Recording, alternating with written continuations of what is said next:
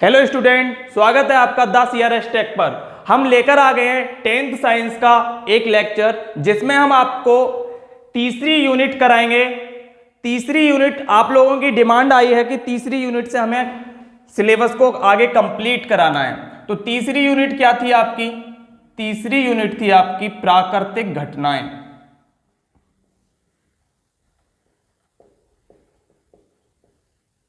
प्राकृतिक घटनाएं तीसरी यूनिट थी।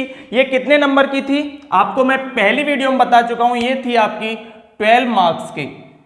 तो आज से हम 12 मार्क्स के लिए स्टडी करना शुरू करेंगे, जिसमें से हम पहला चैप्टर लेंगे तीसरी यूनिट का, जिसमें इस तीसरी यूनिट में 2 चैप्टर हैं। पहला चैप्टर है इसमें जो कि आपकी किताब में 10वें चैप्टर के नाम से दे रखा है। कौन सा चैप्टर है ये? 10वां। और ये प्राकृतिक घटनाएं किस भाग में आती हैं? ये भौतिक विज्ञान के भाग में आती हैं। तो ये जो 10वां चैप्टर है इसका नाम है प्रकाश, परावर्तन तथा अपवर्तन।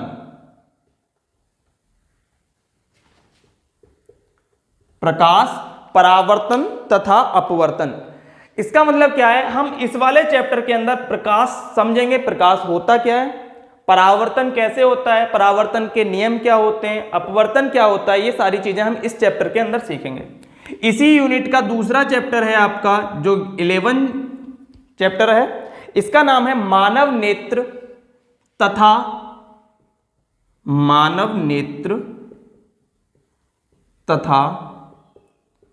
रंग बिरंगा संसार। रंग बिरंगा संसार। तो इसमें हम मानव नेत्र के बारे में सीखेंगे कि मानव नेत्र क्या होता है, कौन सा लेंस होता है, मानव नेत्र में क्या क्या दोष आ जाते हैं, ये सारी चीजें हम इस चैप्टर के अंदर सीखेंगे। तो आज हम वीडियो को शुरू करते हैं अपनी कहां से? 10वां चैप्टर प्रकाश, परावर्तन तथा अपवर्तन। तो सबसे पहले चैप्टर का नाम डाल लीजिए, आप लोग अपनी कॉपी पर लिख लीजिए। चैप्टर नंबर 10 प्रकाश तथा अपवर्तन। 10वें चैप्टर का नाम डालो प्रकाश, परावर्तन तथा अपवर्तन। तो इस चैप्टर के अंदर हम क्या पढ़ेंगे? प्रकाश क्या होता है, प्रकाश का परावर्तन कैसे होता है और प्रकाश का अपवर्तन कैसे होता है। तो सबसे पहले हम चलते हैं प्रकाश। तो सबसे पहले हम प्रकाश की डेफिनेशन देते हैं कि प्रकाश होता क्या है। आप लोग अगर डिक्टेशन लिखना चाहो तो मैं बोल रहा हूं वहां से लिख सकते हो, या फिर हमारे टेलीग्राम चैनल से नोट्स प्रोवाइड कराए जाएंगे चैप्टर खत्म होने के बाद, तो वहां से आप लोग नोट्स तैयार कर सकते हो। बाकी समझाने का काम सारा यहां किया जाएगा बोर्ड पर। तो प्रकाश क्या होता है? प्रकाश एक वैद्युत चुंबकीय तरंगों के स्पेक्ट्रम का एक भाग होता है। वास्तविक रूप से प्रकाश होता क्या है? हमारे पास स्पेक्ट्रम होता है किसका? वैद्युत चुंबकीय तरंगों का। तो तरंग क्या होती है, ये सारी चीजें आप लोग अपर लेवल की क्लासों में सीखोगे। तो बेसिकली थोड़ी सी चीजें बता देते हैं हम। तरंग क्या होती है? तरंग एक प्रकार की ऊर्जा होती है। तो प्रकाश भी आप लोगों ने पढ़ा होगा या अब पढ़ोगे कि प्रकाश होता क्या है? प्रकाश एक ऊर्जा होती है। क्या होती है? प्रकाश एक ऊर्जा होती है। तो शॉर्ट नोट्स के तरीके से हम इसको कैसे लिख सकते हैं? प्रकाश क्या है? एक ऊर्जा है। प्रकाश क्या है? एक ऊर्जा है जो किसका काम करती है? जो वस्तु पर क्या करती है? ये प्रकाश ऊर्जा वस्तु पर। वस्तु पर क्या होती है? प्रकाश ऊर्जा आपतित होती है। क्या होती है? आपतित होती है। कैसे? मान लो इस पे क्या हुई? ये प्रकाश ऊर्जा आपतित हुई। इस तरीके से आप शॉर्ट नोट बना सकते हो और इस माइंड में बोलते हैं इन्हें। इसको देख के ही आपको सारी चीजें याद हो जाएंगी। तो प्रकाश क्या होती है? एक ऊर्जा होती है। ये ऊर्जा किस पर टकराती है या किस पर आपतित होती है? वस्तु पर आपतित होती है। और इस आपतित वस्तु पर होने के बाद ये जो प्रकाश ऊर्जा इस वस्तु पर आपतित हुई है, ये मानव नेत्र पर क्या होगा?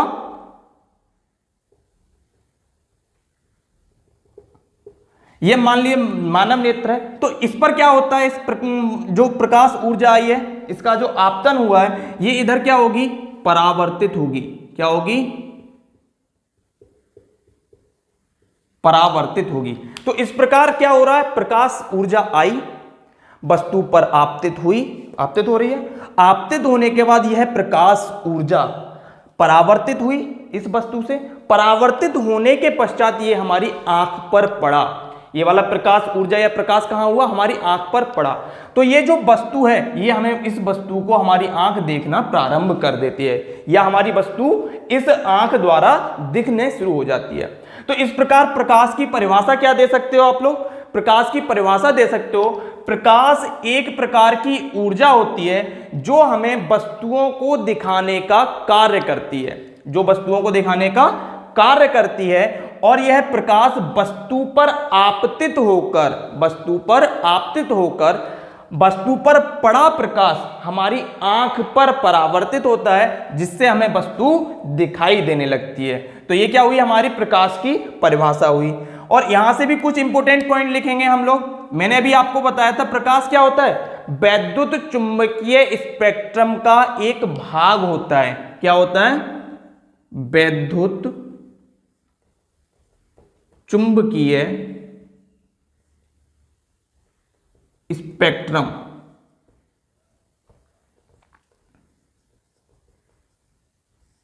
वैद्युत चुंबकीय स्पेक्ट्रम का क्या होता है? एक भाग होता है, और जिसकी तरंग दैर्घ्य कितनी होती है?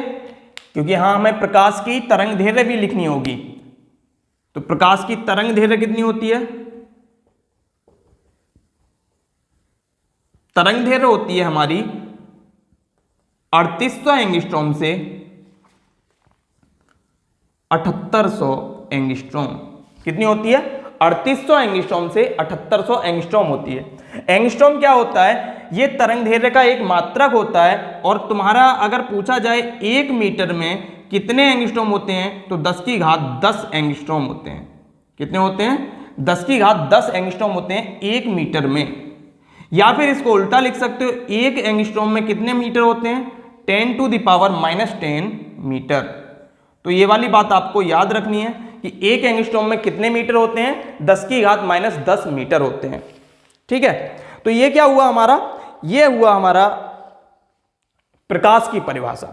तो प्रकाश के बारे में हम समझ में आया कि प्रकाश होता क्या है। अब बात करते हैं इसके आगे कि प्रकाश के स्रोत क्या क्या हो सकते हैं। तो अगली हेडिंग डालते हैं, आप लोग चाहो तो इसका स्क्रीनशॉट ले सकते हो। तो इसके आगे अब हम पढ़ते हैं प्रकाश स्रोत।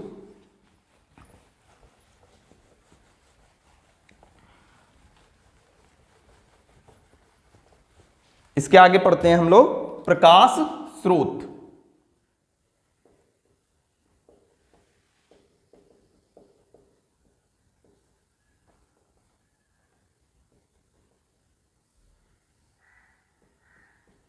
प्रकाश स्रोत कौन कौन से होते हैं? तो आप लोगों ने सुना होगा कि दीप्त स्रोत यानी दीप्त प्रकाश स्रोत, अदीप्त प्रकाश स्रोत। तो ये प्रकाश स्रोत दो तरीके से हो सकते हैं। कैसे हो सकते हैं? दो तरीके के हो सकते हैं। इसका मतलब क्या है प्रकाश स्रोत का? कि हमारे पास जो प्रकाश उत्पन्न होता है या प्रकाश आता है, जो वस्तुओं को दिखाने का काम करता है, वो कितने प्रकार का हो सकता है, या किस किस चीज से हम वस्तु को देखते हैं या प्रकाश देखा जाता है। तो हमारे पास क्या होता है, प्राकृतिक में दो प्रकार के क्या होते हैं? प्रकाश स्रोत होते हैं। एक तो होता है कृत्रिम और एक होता है प्राकृतिक। कैसा कैसा होता है? एक होता है आपका कृत्रिम और एक होता है प्राकृतिक। तो प्राकृतिक में कौन कौन सा आ सकता है आपका?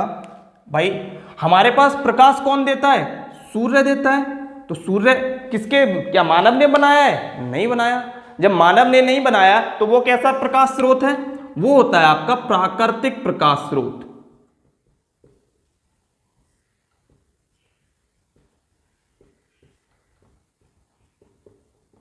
कैसा है?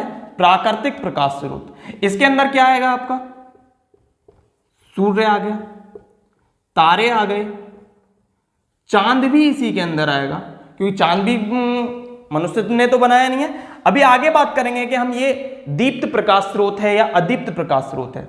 तो सूर्य, तारे, चांद आदि।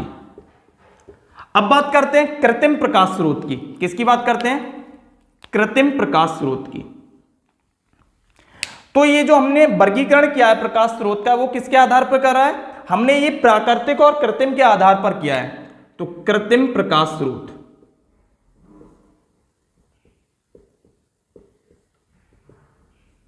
तो कृत्रिम प्रकाश स्रोत में क्या हो सकता है? बल्ब होगा, मोमबत्ती हो जाएगी, लालटेन हो जाएगी, बल्ब हो गया, मोमबत्ती हो गई और लालटेन हो गई, जिसे हम लैंप बोलते हैं। बल्ब में आप लोग ट्यूबलाइट, एलईडी, ये सारी चीजें बल्ब के ही अंदर आएंगे। ऐसा मत समझना कि बल्ब लिखाया है तो केवल बल्ब होगा। तो ये सब किसके अंदर आ जाएंगे?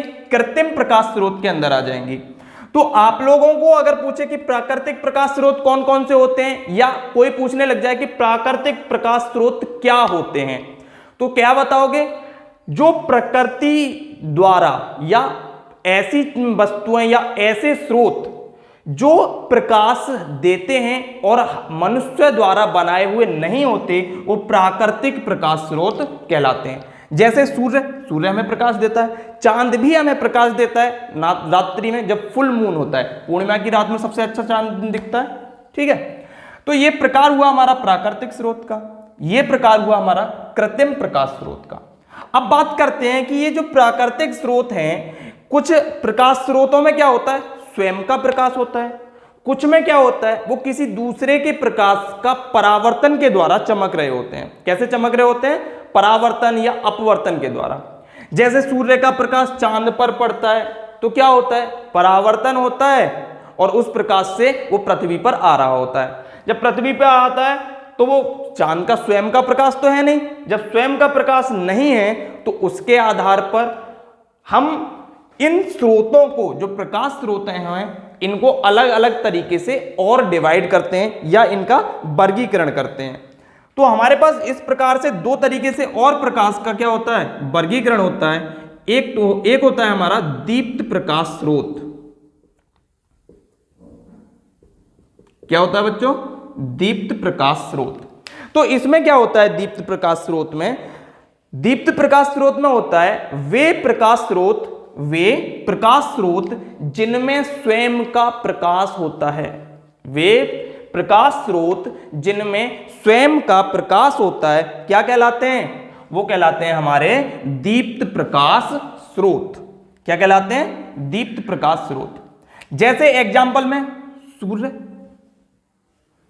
बताओ आप लोग, सूर्य में खुद का प्रकाश है या नहीं है? भाई सूर्य में खुद का प्रकाश है। तारे जितने भी होते हैं, सभी तारे के पास अपना स्वयं का प्रकाश होता है। वो किसी दूसरे के प्रकाश के परावर्तन या अपवर्तन के द्वारा नहीं चमक रहे होते, या उनमें जो प्रकाश होता है वो किसकी वजह से होता है? उनका स्वयं का प्रकाश होता है। तो दीप्त प्रकाश स्रोत की परिभाषा क्या होगी? वे प्रकाश स्रोत जिनमें स्वयं का प्रकाश होता है वो दीप्त प्रकाश स्रोत कहलाते हैं। जैसे सूर्य, तारे, एक और एग्जाम्पल आ गया आपका वैद्युत बल्ब। अब आप लोग बताइए, बल्ब कैसा प्रकाश स्रोत है? दीप्त या अदीप्त? दीप्त या अदीप्त? तो कैसा है? दीप्त। अगर कोई पूछने लग जाए कैसा प्रकाश स्रोत है, प्राकृतिक या कृत्रिम, तो कैसा है बच्चों? कृत्रिम प्रकाश स्रोत है। तो मोमबत्ती भी इसी का उदाहरण हो जाएगी, दीप्त प्रकाश स्रोत का, क्योंकि उसमें भी स्वयं का ही प्रकाश होगा। तो ये क्या हो जाएंगे? मोमबत्ती आदि। तो ये किसके प्रकार हो गए भाई? ये प्रकार हो गए हमारे दीप्त प्रकाश स्रोत के। अब बात करते हैं हम अदीप्त प्रकाश स्रोत की। किसकी बात करते हैं? अदीप्त प्रकाश स्रोत की। तो अदीप्त प्रकाश स्रोत की पहले तो डेफिनेशन देखेंगे हम।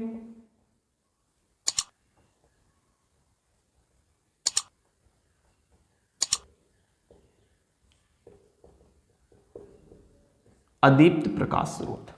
तो अदीप्त प्रकाश स्रोत का डेफिनेशन क्या होती है? वे प्रकाश स्रोत जो किसी दूसरे प्रकाश स्रोत की सहायता से चमकते हैं या प्रकाश देते हैं या प्रकाश उत्पन्न करते हैं, अदीप्त प्रकाश स्रोत कहलाते हैं। जैसे इसका एग्जाम्पल क्या हो जाएगा हमारा? इसका एग्जाम्पल हो जाएगा सबसे अच्छा चंद्रमा। क्या हो जाएगा? चंद्रमा। चंद्रमा क्या करता है? सूर्य के प्रकाश की वजह से चमकता है, इसलिए चंद्रमा कैसा प्रकाश स्रोत है? अदीप्त प्रकाश स्रोत है, क्योंकि इसमें खुद का स्वयं का प्रकाश नहीं होता, इसलिए इसे क्या कहते हैं हम? अदीप्त प्रकाश स्रोत कहते हैं। ठीक है, तो चंद्रमा इसका एग्जाम्पल हो गया। और भी इसके एग्जाम्पल हो सकते हैं क्या? हाँ, और भी एग्जाम्पल हो सकते हैं, जैसे और भी ग्रह हैं, बाकी हमें दिखाई तो नहीं देते हैं, लेकिन वे सभी प्रकाश स्रोत या वे सभी प्रकाश स्रोत जो चमक तो रहे हैं, यानी प्रकाश तो दे रहे हैं, लेकिन उन पर जो प्रकाश आ रहा है वो किसी दूसरी चीज की वजह से आ रहा है। जैसे मान लीजिए हमारे पास सन है, ये क्या है? सन है। यहां पर अगर मैं कोई दर्पण रख दूं, क्या रख दिया? एक मिरर रख दिया, एक मिरर रख दिया, और ये क्या है? सन है। तो ऐसे करके कंडीशन आ सकती है, ये सन है, ये एक मिरर है, और यहां कोई खड़ा है, प्रेक्षक खड़ा है, कोई बच्चा खड़ा है,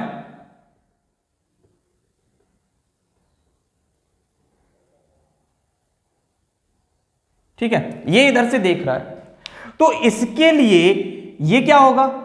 ये तो दीप्त प्रकाश स्रोत होगा, लेकिन इसको जो इधर से भी क्या हो रहा है? एक रिफ्लेक्शन होता है प्रकाश का, यानी चमक आ रही होती है। क्या आ रही होती है? चमक आ रही होती है। तो इस सन का प्रकाश इस मिरर के ऊपर पड़ेगा, मिरर के ऊपर पड़ने पर प्रकाश का क्या होगा? परावर्तन होगा। तो इस परावर्तन होने के टाइम पर यहां से भी तो प्रकाश आ रहा है इसके पास, तो इस तरीके से ये इसको क्या फील होगा कि ये प्रकाश उत्पन्न कर रहा है। लेकिन ये प्रकाश उत्पन्न तो कर रहा है, लेकिन ये क्या स्वयं उत्पन्न कर रहा है? नहीं कर रहा। ये क्या कर रहा है? सन के ही प्रकाश को क्या कर रहा है? रिफ्लेक्ट कर रहा है, परावर्तित कर रहा है, और इस व्यक्ति जो मैंने बनाया है इसकी आंख पर जाकर पड़ रहा है वो प्रकाश। जब इसकी आंख पर जाकर पड़ रहा है प्रकाश, तो इसको क्या फील होगा कि प्रकाश यहां से आ रहा है। तो इसके लिए ये क्या हो जाएगा? ये एक प्रकाश स्रोत हो जाएगा। क्या हो जाएगा? प्रकाश स्रोत हो जाएगा। किंतु ये जो प्रकाश स्रोत हुआ है, ये दीप्त प्रकाश स्रोत ना होकर क्या हो जाएगा? अदीप्त प्रकाश स्रोत हो जाएगा, क्योंकि ये खुद का प्रकाश नहीं दे रहा। ये किसका प्रकाश आपको दिखा रहा है? ये दिखा रहा है सन के प्रकाश को। तो इस प्रकार से क्या हो सकता है? एक एग्जाम्पल के थ्रू भी दिखाया जा सकता है। तो इसका एग्जाम्पल क्या हुआ अदीप्त प्रकाश स्रोत का? चंद्रमा। क्या हुआ? चंद्रमा। Tell me pretty lies, look me in the face, tell me that you love me.